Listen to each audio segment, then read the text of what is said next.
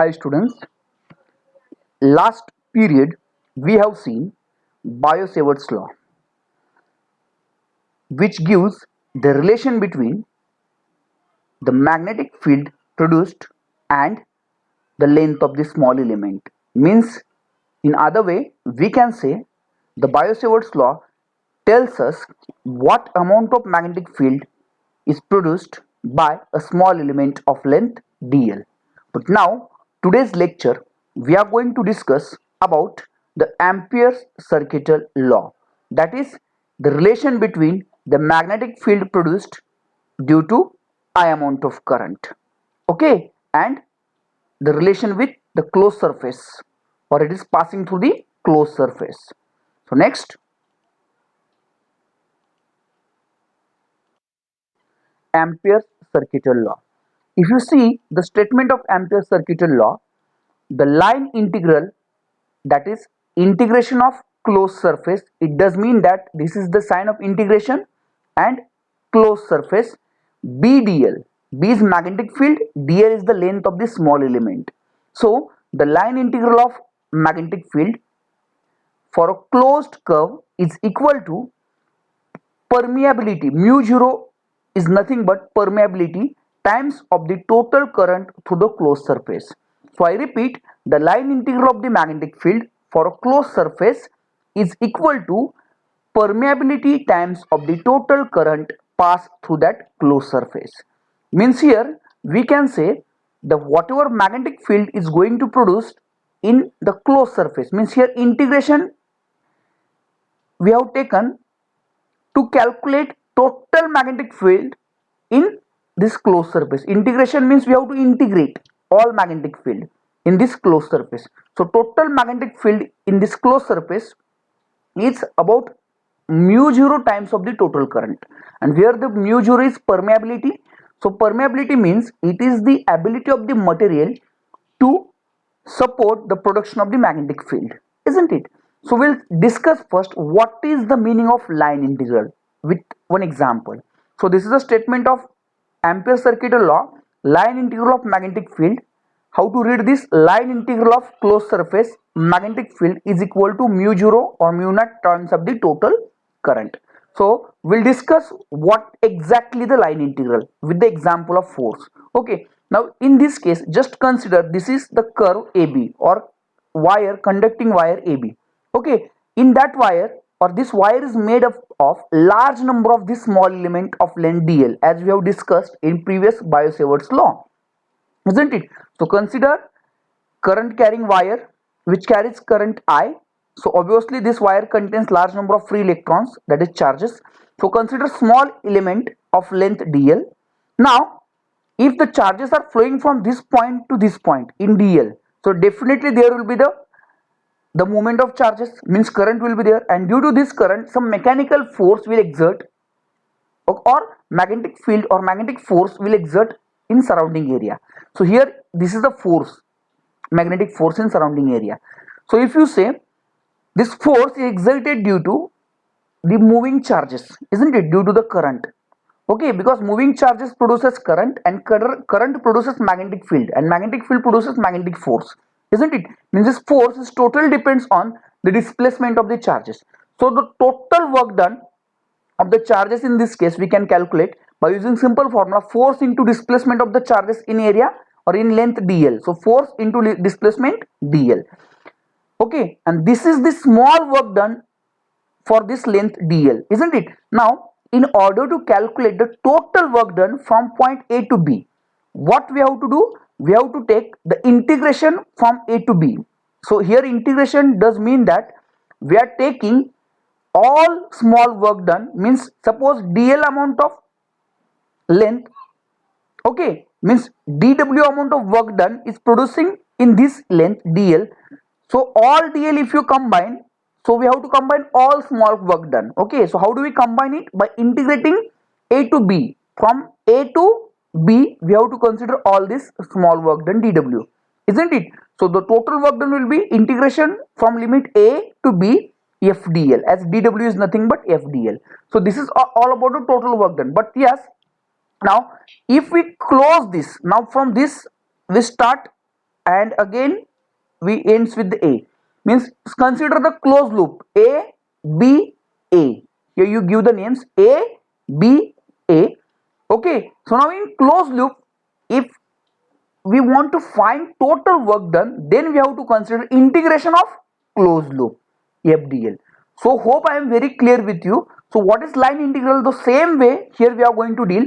So integration of total magnetic field D in length of magnetic element or current carrying element dl of closed surface is equal to mu 0 or permeability times of the total current. So we can say, according to Ampere circuital law, line integral of magnetic field, that is integration of closed surface or closed loop, or this is also read as or read like integration.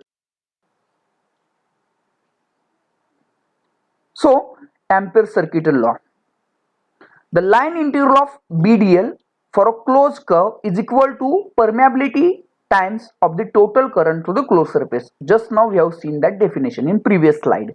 That is BDL is equal to mu naught I. And I was about to say in last slide, line integral of BDL is equal to permeability times of the total current or mu naught times of the total current. But here, my dear student, once again we can read this in such a way: integral of closed surface, magnetic field B, di is the length of small element, mu naught is the permeability, and I is the total current, net current in that surface. So indirectly in this equation gives the relation between magnetic field produced, okay, due to small element dl and current. Clear? So once again, line integral of closed surface, magnetic field produced due to this element is equal to mu naught times of the total current. So line integral of magnetic field is equal to mu naught times of the total current. This is the Ampere circuital law. Now we are going to prove this. But if you write this law in the form of scalars, so it will come line integral of VDL cos theta. So theta is the angle between magnetic field and the small element. I repeat, theta is the angle between B and dl, that is magnetic field produced due to this small element dl, okay, is equal to mu naught times of the total current. In this way also we can write, okay, if there is an angle. And here we will see the proof now. Now if you see this figure, this is a closed surface, okay, this is the closed surface which carries current I, and according to Oersted experiment it produces magnetic field around it, or according to magnetic effect of electric current. Okay, so in this way we can, by using this relation, we can calculate what is the relation between current produced and magnetic field, so B and I. For that purpose, consider a straight current carrying conductor, okay, and according to magnetic effect of electric current, it produces magnetic field around it, in anti-clockwise direction, isn't it? So consider any small element dl at point P, here you write point P, at distance r from the rod or conductor or from O. So if you see here, the magnetic field produced due to this is in this direction, this.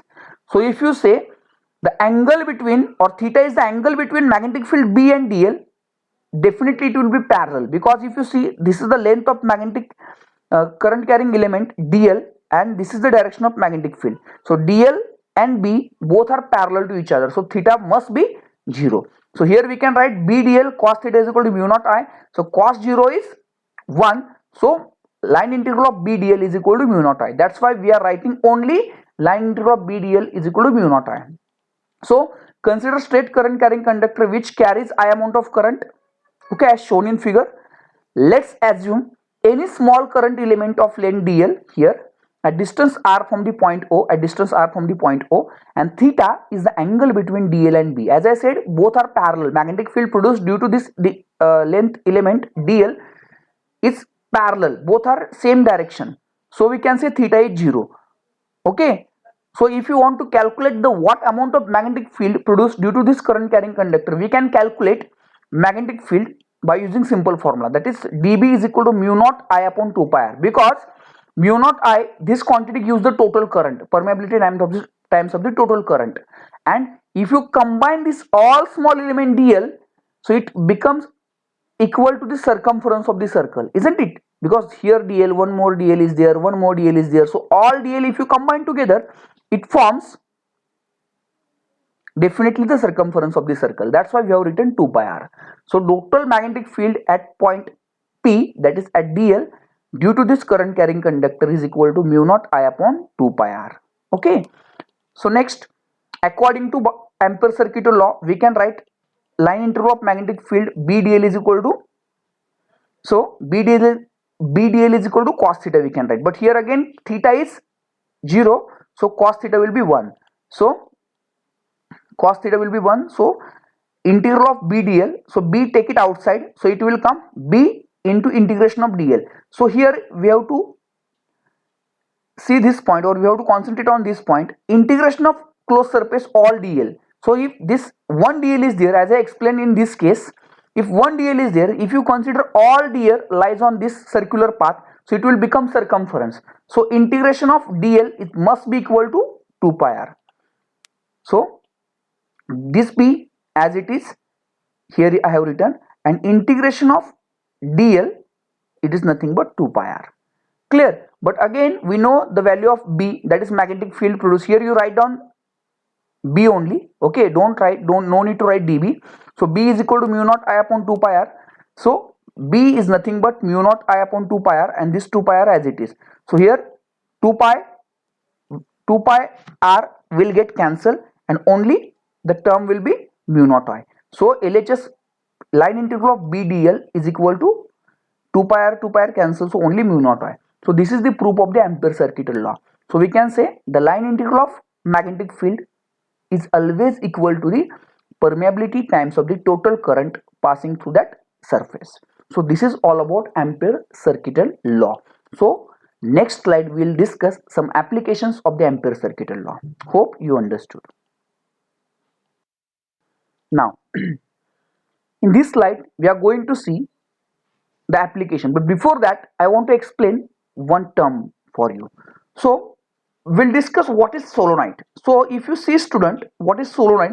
Solenoid is nothing but if number of turns of insulated copper wire, this is hollow cylinder, any hollow cylinder we have taken, okay. Now if this is the number of turns of insulated copper wire, here you can see these are the woundings of the insulated copper wire over the hollow cylinder, okay, in the form of helix. Helix means what? The length of the cylinder must be greater than its diameter, then it is called as helix. So once again, the number of turns of insulated copper wire wounded over the hollow cylinder in the form of helix, this arrangement is called as solenoid, isn't it? So I repeat the definition of the solenoid. What is solenoid? Here it is given, if the number of turns of the insulated copper wire is wounded over the hollow cylinder, then this arrangement is called as solenoid. But it should be in the form of helix, means the length should be greater than its diameter of the wire, okay. So consider this current carrying solenoid. Now we have to pass I amount of current through this solenoid.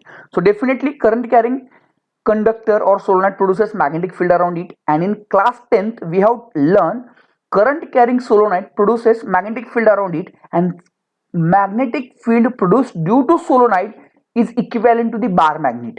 Means if you see the characteristics of bar magnet, it consists of two poles, south and north. So similarly current carrying solenoid also produces some magnetic effects like a bar magnet. So here magnetic field lines are passing through the solenoid, okay. So here at right it behaves like north pole, and left it behaves like south pole. So magnetic field lines directions from north to south outside the solenoid, and inside the solenoid it is from south to north pole.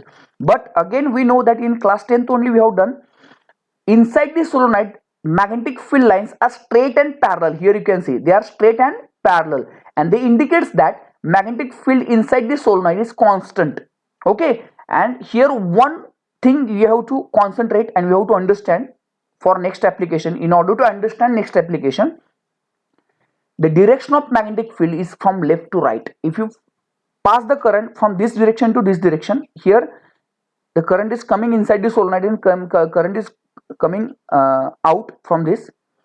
So here we can say current is going this direction, so magnetic field lines are coming from this and ends with this, as I explained yesterday. So here what we have to understand, the magnetic field lines are traveling from direction left to right, here from left to right. Okay, so we'll discuss the application of magnetic field at the center of straight solenoid as the application of Ampere's circuital law. So now consider again current carrying solenoid, and as I explained the definition of solenoid in previous slide, because solenoid is nothing but number of turns of insulated copper wire wounded over the hollow cylinder in the form of helix, then it is called a solenoid. Okay, so this is solenoid which carries as amount of current, so definitely magnetic field produced by the current carrying solenoid must be equal to bar magnet.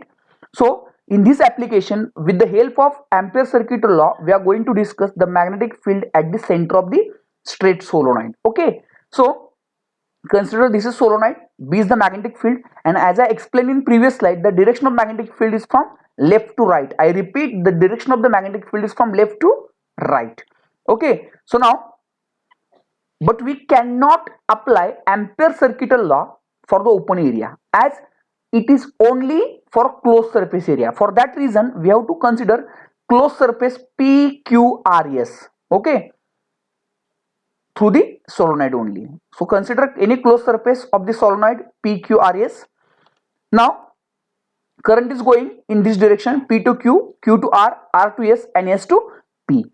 Okay, so now, and A is the length of the path, means A is the length of the this closed surface, isn't it?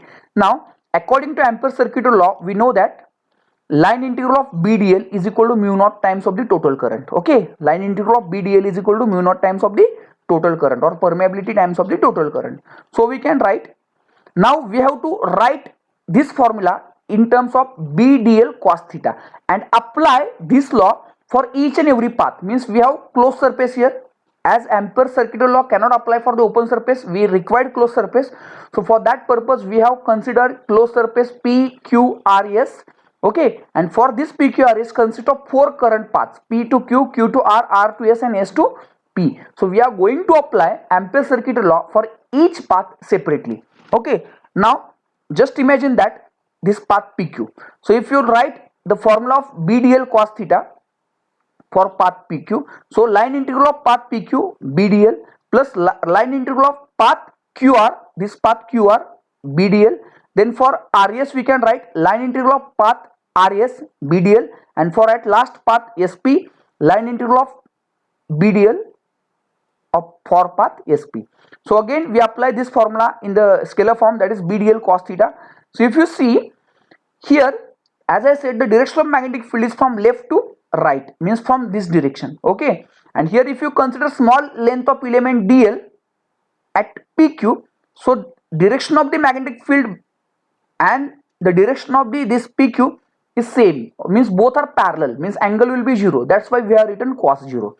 But if you consider this QR, so direction of this QR is upward direction and the direction of the magnetic field is from left to right, means in this case direction of the magnetic field is from left to right and QR is from upward direction, so both are perpendicular to each other. DL and B both are perpendicular to each other for RQ also and for SP also.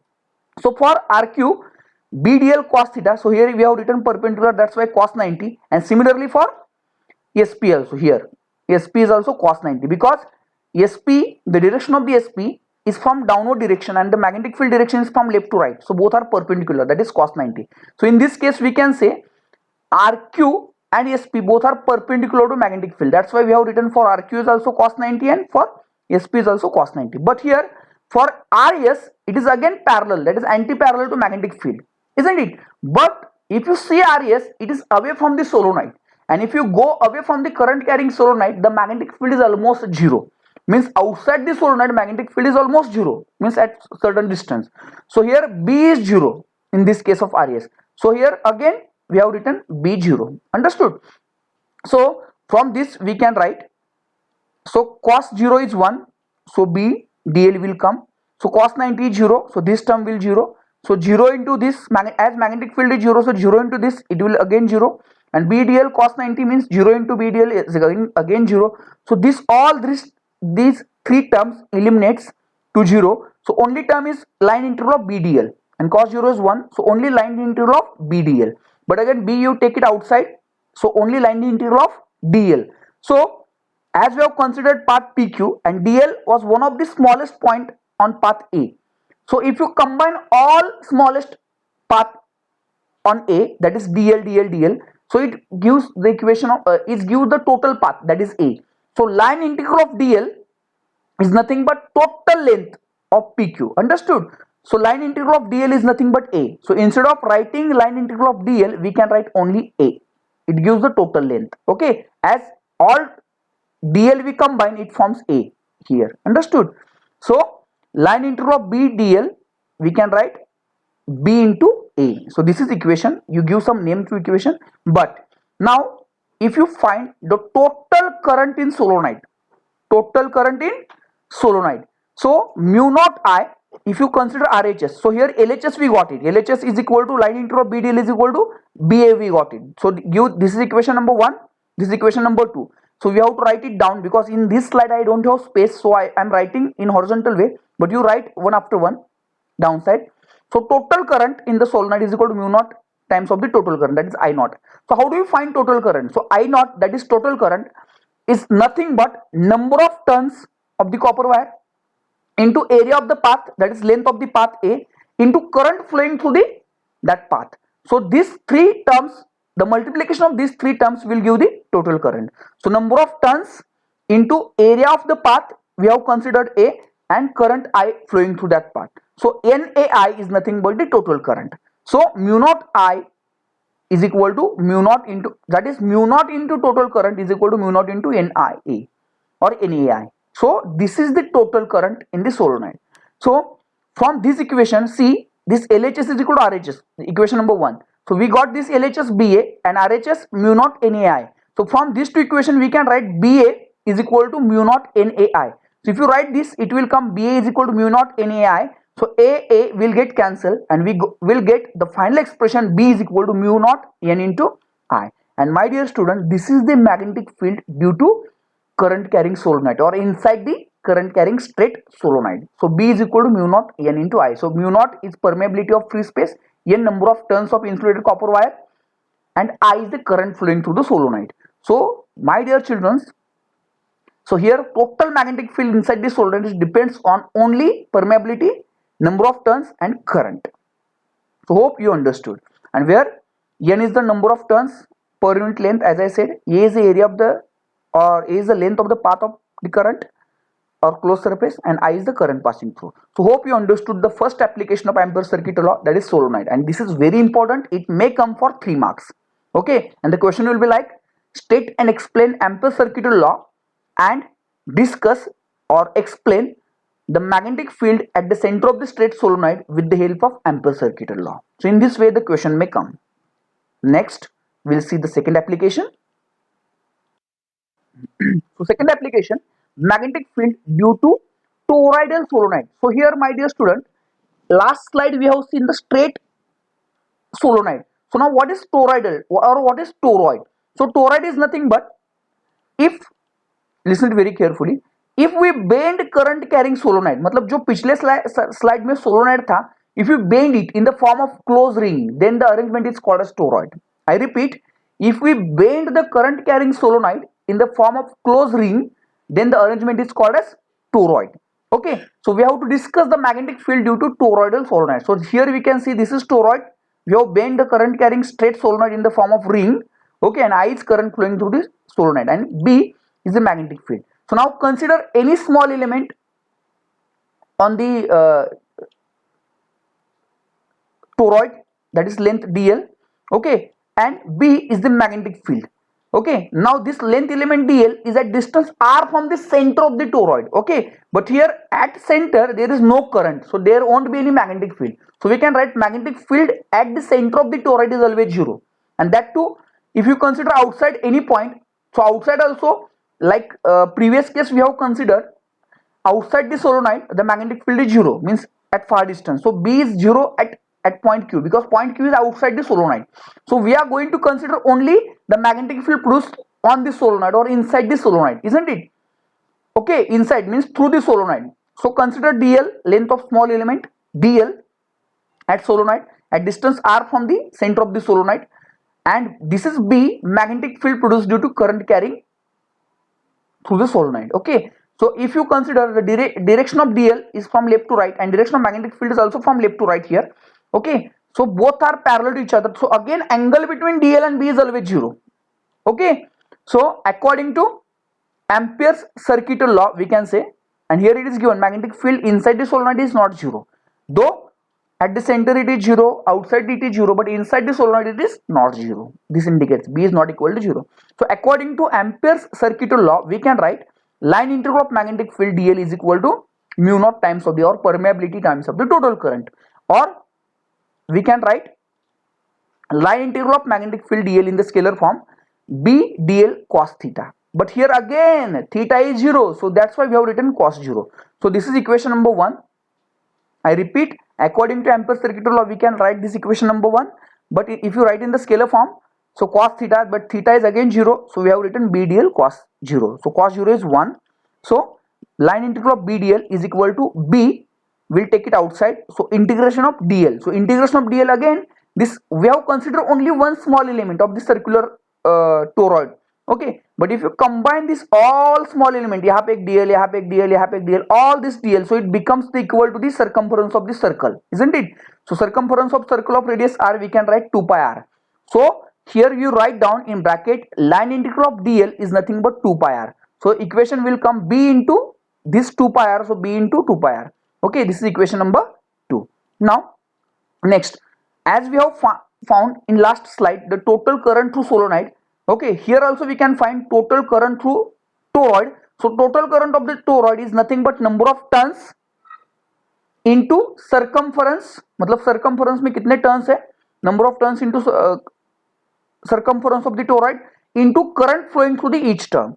So n into 2 pi r into I. So this quantity will give the total current. I repeat, number of turns into length of the or circular path, that is 2 pi r circumference into current. मतलब multiplication of these three quantities will give the total current. So RHS of the Ampere's circuitous law, mu naught times of the total current. So mu naught times of the total current n into 2 pi r into I. So from equation 1 and 2 we know that LHS we got it B into 2 pi r, and RHS we got it mu naught n 2 pi r into I. So from equation 1 and 2 we can write equation 3. So from 1 and 2 and 3 we can write LHS equal to RHS, that is this B 2 pi r is equal to mu naught n 2 pi r into I. So again here 2 pi r will get cancelled, so magnetic field will be B is equal to mu naught n into I. So my dear student, again magnetic field produced due to toroid is equal to mu naught n into I. So this is the expression for magnetic field due to toroid inside the toroid. Okay, and from this it is clear that magnetic field inside the current carrying solenoid and toroid is same, that is B is equal to mu naught n I, as toroid is nothing but solenoid only but in the form of ring. So here we learn three very important point. At magnetic field at the center of the toroid is always 0, outside is always 0, but inside the toroid it is mu naught n into I. Means magnetic field is totally depends on permeability, number of turns and current. So hope you understood. Thank you.